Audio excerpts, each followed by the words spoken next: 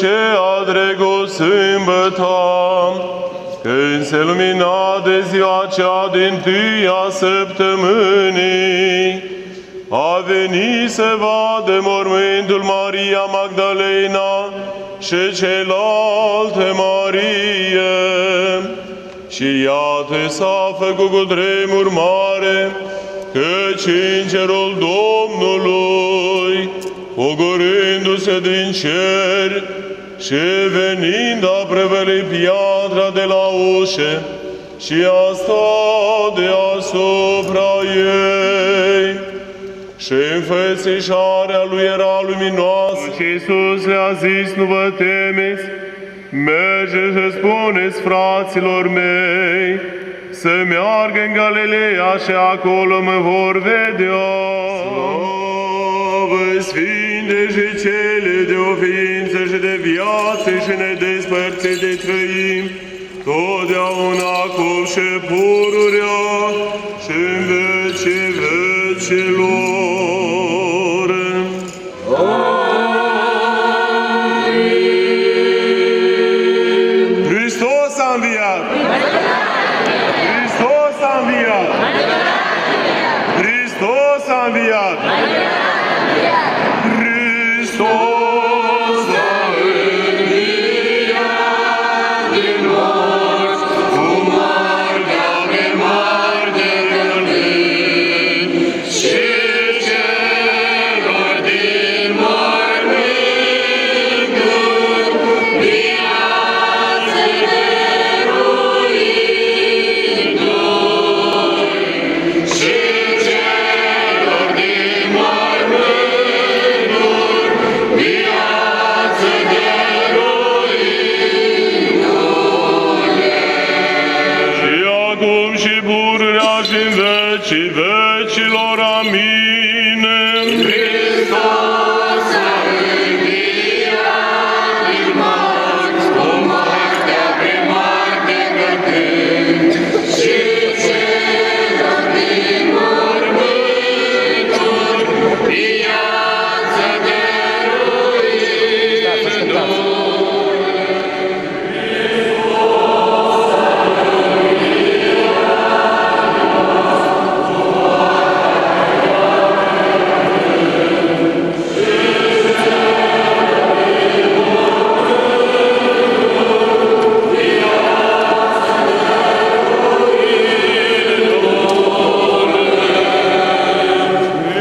Hristos a înviat din morți, cu moartea prin moarte călcând, și celor din mormânturi viață dăruindu-i.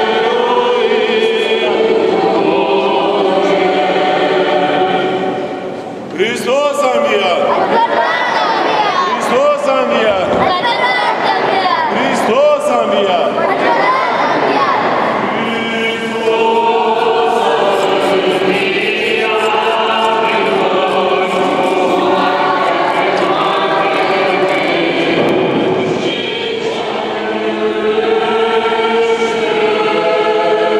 Pentru pace de suflet, pentru mântuirea sufletelor noastre, Domnului să ne rugăm.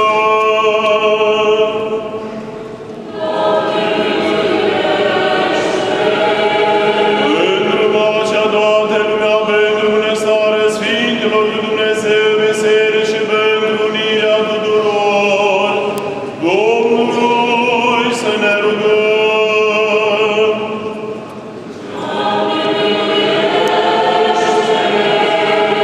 Pentru Sfânta Biserică aceasta, pentru cei ce în credință cu evlavie, cu frică de Dumnezeu îndrânsa, Domnului să ne rugăm.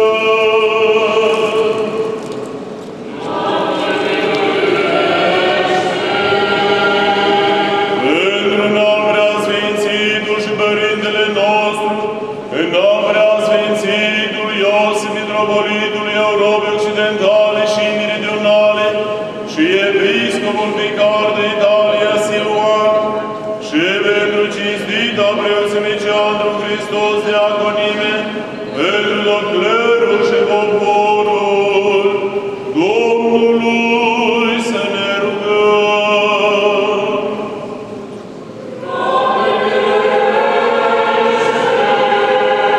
Pentru sfârlocașul acesta, țara aceasta, pentru toate orașele, satele, pentru cei cu credință locuiesc întrânsele, Domnului să ne rugăm.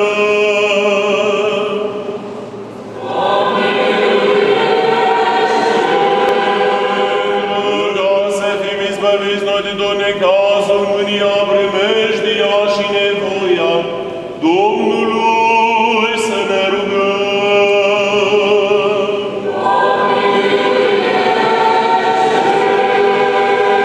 Apără, mântuiește, miluiește și ne învățește pe noi, Dumnezeule, cu harul Tău.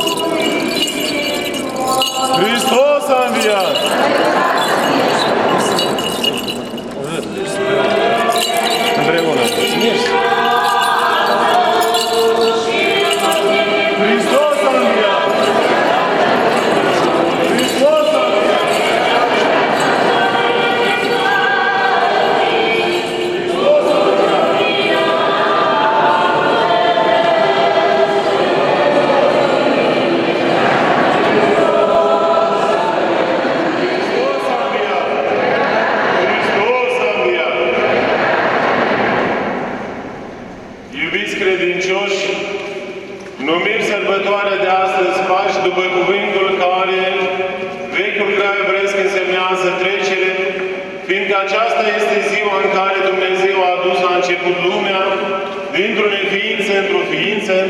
În această zi, smulgând Dumnezeu pe poporul israelian, din mâna faraonului l-a trecut prin Marea Roșie și tot în această zi s-a pogorât din ceruri și s-a sălășuit în pântecele Fecioare, iar acum smulgând tot neamul omenesc de legătură iadului, l-a suit la cer și l-a dus iarăși la vechea vrednicie a nemuririi.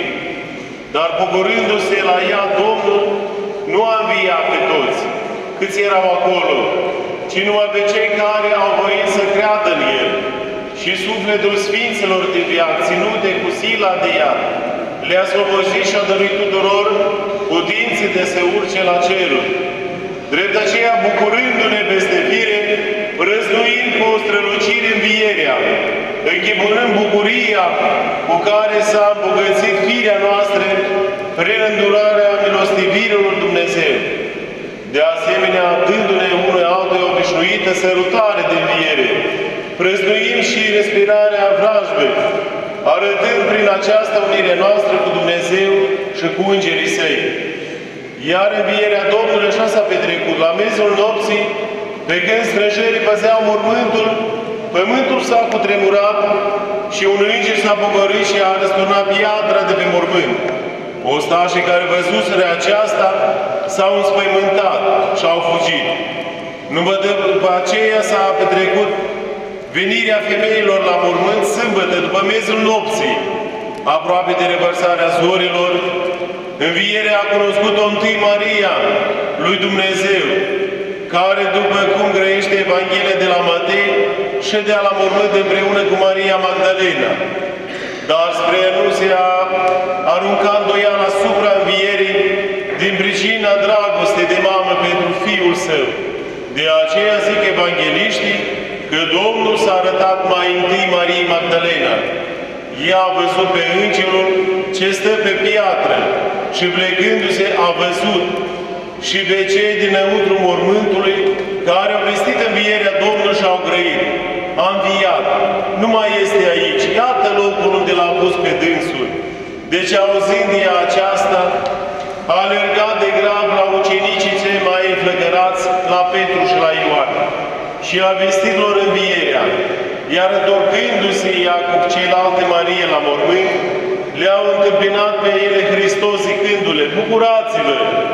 Drept era cu semință femeiască să audă ea mai întâi bucuria ca ceea ce a auzit mai întâi, într-o dureri să nască fii. Ele, fiind biruite de dragoste, s-au apropiat și s-au atins de preacuratele lui picioare, voind să-L cunoască mai cu din adânsul. Apostolii au venit la groapă și Petru, numai plecându-se la mormânt, s-a întors înapoi, iar Ioan a intrat în mormânt, a privit mai cu deamănuntul și a pipăit giulgiul și mahrama capului. Magdalena, spre a se încredința mai cu din adânsul despre cele văzute, a venit iarăși împreună cu celelalte femei la mormânt, ca pe la revărsatul zorilor, și au stat afară și plângeau. Dar uitându-se ea în mormânt, văzut doi îngeri străluciți de lumină, care, certând-o oricum, i-a grăit: femeie, ce plângi? Pe cine cauți? Pe Iisus Nazareneanul cauți? Pe cel răstignit? S-a sculat de aici. Și îndată s-au ridicat cuprinși de teamă, văzând pe Domnul. Iar ceea, întorcându-se, a văzut pe Hristos stând și, bărându-se că El este grădinarul, a zis: Doamne, dacă Tu l-ai luat pe El, spune unde l-ai pus și eu îl voi lua pe dânsul. Și căutând ea din nou către îngeri, Mântuitorul a grăit Magdalenei: Marie! Iar ea, înțelegând dulcele și cunoscând glasul lui Hristos, voia să se atingă de El, dar El a zis: nu te atinge de mine, că încă nu m-am suit la Tatăl meu. Precum socotești ție, se pare că eu sunt încă om, ci mergi la frații mei și spune-ne că ai văzut și ai auzit. Și Magdalena a făcut așa. Luminându-se de ziua, ea a venit iarăși la mormânt cu celelalte. Și cele ce erau cu Ioana și cu Salomei au venit la revărsatul soarelui și pe scurt grăind femeile, au venit la mormânt adesea și întru el era și născătoarea de Dumnezeu. Că ea este ceea pe care Evanghelia o numește Maria lui Iosie. Iosie era fiul lui Iosie. Nu se știe încă ceasul când a înviat Hristos. Unii zic că la cântarea cea din tâia cu coșilor, alții când a întâmpinat cu tremurul, iar alții în altă dată. Deci, așa petrecându-se faptele, iată că unii din cei ce păzeau mormântul au venit și au spus arhiereilor și cele întâmplate. Apoi vineri noaptea și sâmbătă întreagă fac altă zi. Iată deci 2 zile. Iată zi o face noaptea de sâmbătă și până în ziua de duminică.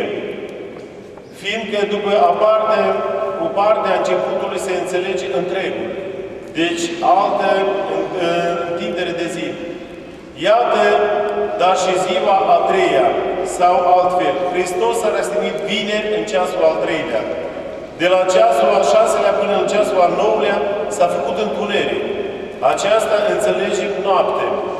Deci iată o întindere de zi de la ceasul al 3-lea până în ceasul al 9-lea. Apoi după întuneric iată ziua și noaptea de vineri. Deci a doua întindere de zi. În sfârșit ziua sâmbetei și noapte fac, iar a 3-a întindere de zi. Că deci Mântuitorul a făgăduit să ne facă bine în 3 zile, totuși binefacerea a plinit-o El, într-un răstim mai scurt, a căruia slavă și putere este în vecii vecilor.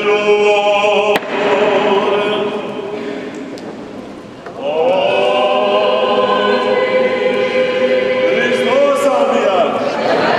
Hristos a înviat!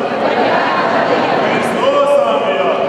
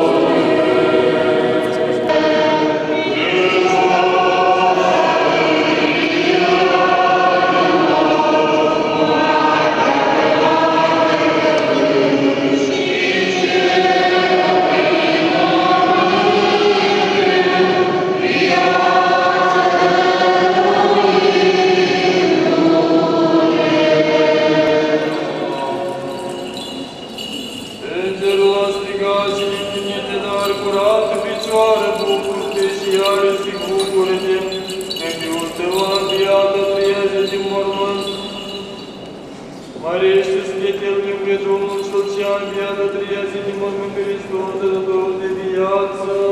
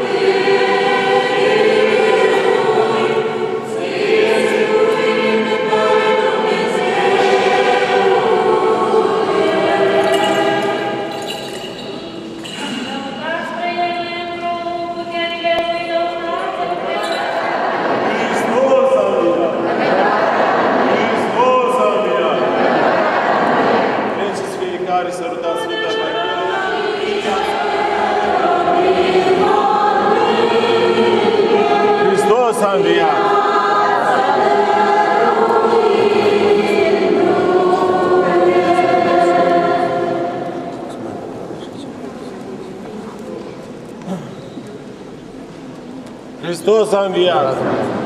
Hristos a înviat! Dați unul cu altul, unul cu altul!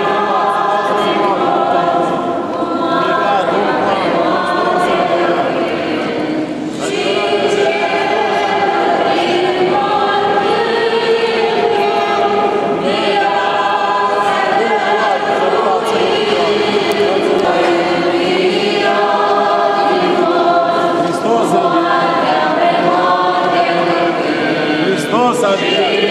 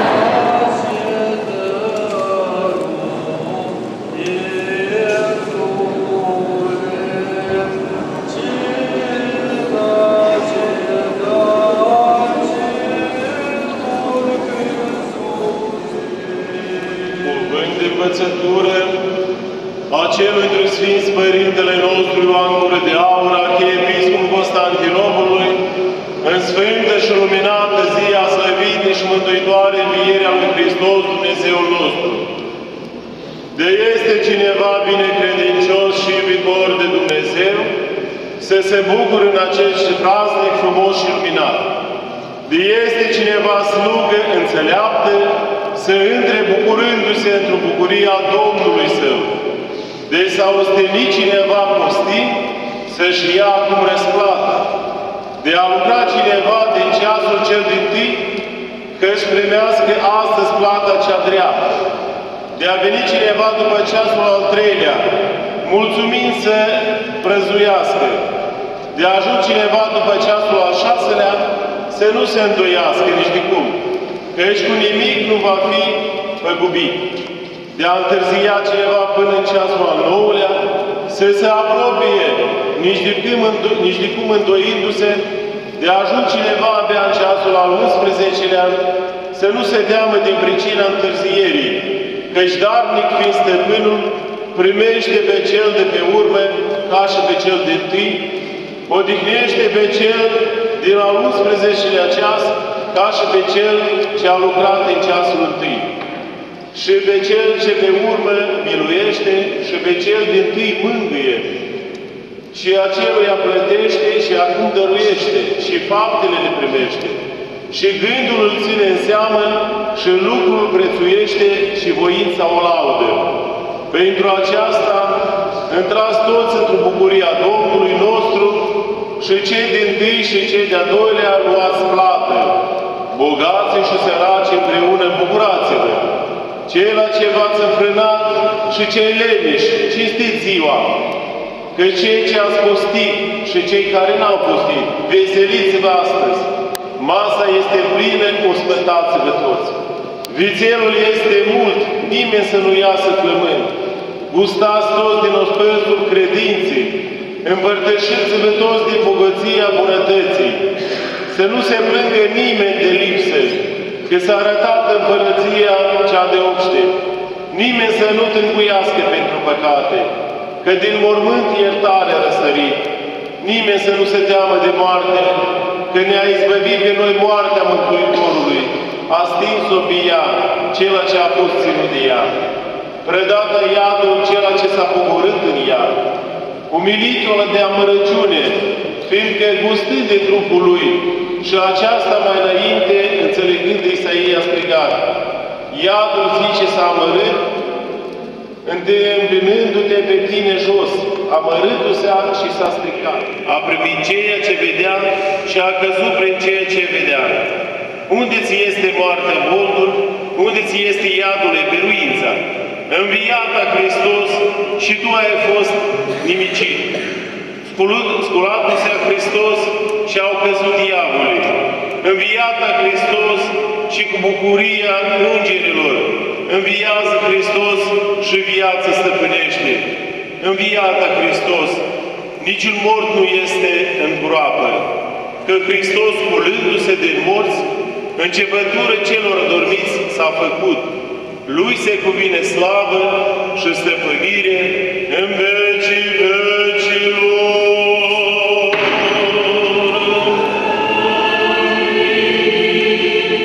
Hristos a înviat! Hristos a înviat! Hristos a înviat!